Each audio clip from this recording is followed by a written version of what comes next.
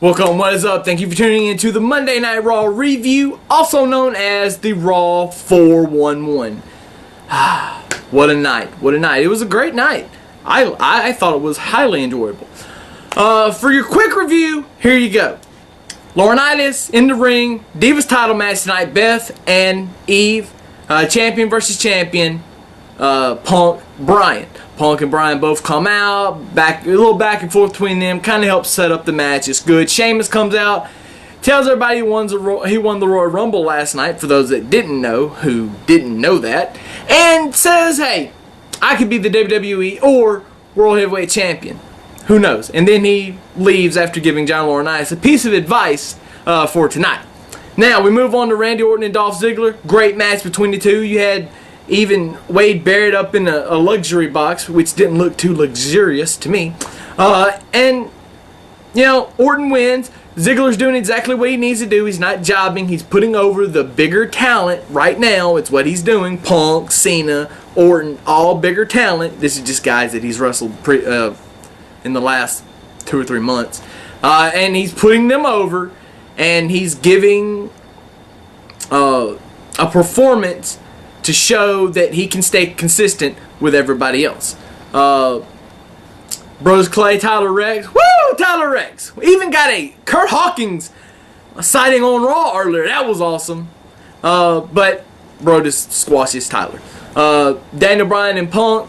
It was a great match. I'm not going to go ahead and say it was match of the year like a lot of people are saying, but I'll go back and watch it later. That and the Orton match. Probably just watch the whole Raw again.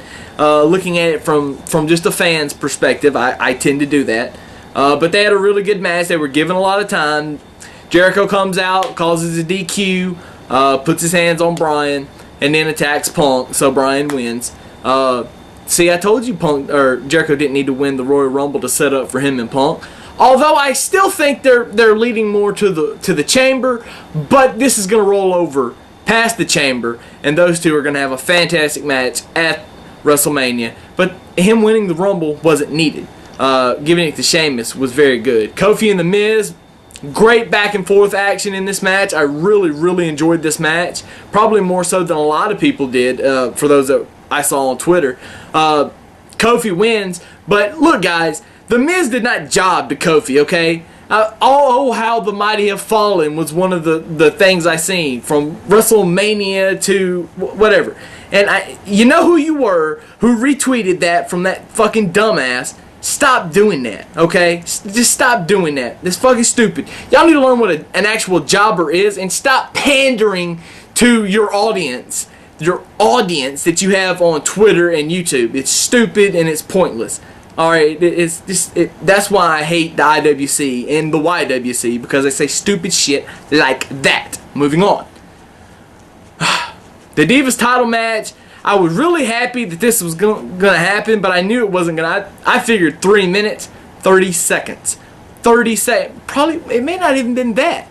Eve gets a flurry in to take out a little bit of her frustration because of her boyfriend and getting beat on, and Beth turns around and just one move, Glam Slam, is all she done. Well, no, she did a clothesline. Yep, she did a clothesline. But they made that short to put over more on Cena and Kane, and Kane about to attack Eve, and John Cena coming out to save her, and all this. And Kane did say something I liked. You can't beat me, much less beat The Rock, until you embrace the hate. I'm not going to do it. I'm going to move on. Laurinaitis comes out. Triple H comes out. Laurinaitis, before Triple H comes out, panders to the crowd. Oh, I gave myself 5s for a lot of things. I'm doing a great job. Triple H pretty much comes out and pulls a Miz.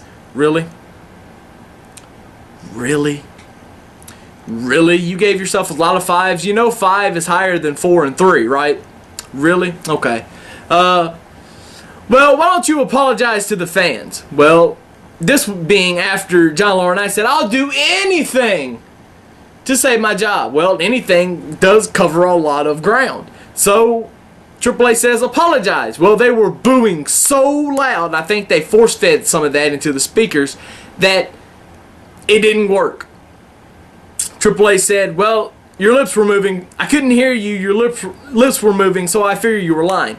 And then he brings up the Kiss My Ass Club. Without saying you're going to join the Kiss My Ass Club, he goes over to the ropes, leans over and sticks his ass out. Laurinaitis puts on chapstick, gets down on his knees, and puckers. Closes his eyes. Triple H is like, you're freaking nuts, man. I'm not letting you kiss me. I'm not letting you kiss my... Look, I don't know where them lips have been. They ain't getting nowhere near me. So, finally, he said something about a gauntlet, too. Letting the guys come out and clobber him, which I just thought was great. And then, but what ends up happening, Triple H is about to fire him. Undertaker's gong goes off. Taker comes out after milking his entrance. Nobody milks an entrance like The Undertaker. Let's give him props for that. Now, Taker gets in the ring. He just looks at the WrestleMania sign. He just keeps kind of looking back at Triple H, but pretty much staring at the sign. And all of a sudden, Triple H, who's all, got his fist clenched up and he's ready to go. If he has to, he just relaxes, pats Undertaker on the shoulder a couple times, and leaves. And that, my friends, was a decline. And that, my friends, is another reason to watch Monday Night Raw next week. How great is that going to be? All I got. Make sure to comment, subscribe, and follow me on Twitter. Deuces. Chaos out.